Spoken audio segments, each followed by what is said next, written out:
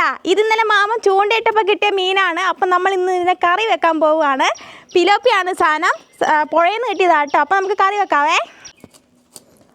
അപ്പം അച്ചായിയാണ് ഇതിനെ നന്നാക്കാൻ വേണ്ടി പോകുന്നത്. നല്ല ഉറപ്പാണ് മീൻ.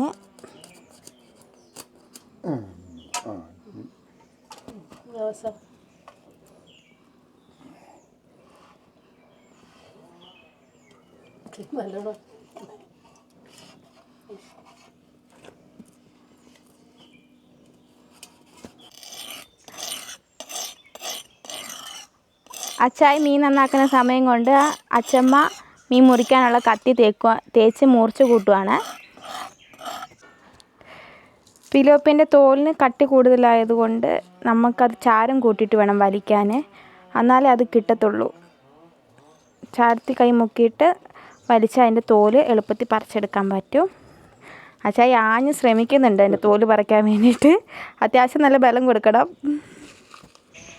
അപ്പോൾ അതുകൊണ്ട് നമ്മുടെ മീൻ നമ്മൾ കഴുകി വൃത്തിയാക്കിയിട്ടുണ്ട്. തോലൊക്കെ പൊളിച്ച് കഴിഞ്ഞു. ഇനി നമുക്കിതിനെ ചെറിയ കഷ്ണങ്ങളാക്കിയിട്ട് വറുക്കാനുള്ള മസാല തേക്കാം. പീസാക്കിയ കഷ്ണത്തിലേക്ക് മുളക് പൊടി, മഞ്ഞൾപ്പൊടി, ഉപ്പും കുരുമുളക് പൊടി ഇട്ടിട്ട് നമുക്ക് തിരുമ്മി എടുക്കാം. അച്ഛമ്മ നല്ലോണം തിരുമ്മി വെച്ചിട്ടുണ്ട്. ഇനി ഇത് കുറച്ച് നേരം റെസ്റ്റ് ചെയ്യാൻ വെച്ചിട്ട് നമുക്ക് കല്ലിട്ടിട്ട് ചുട്ടെടുക്കാം.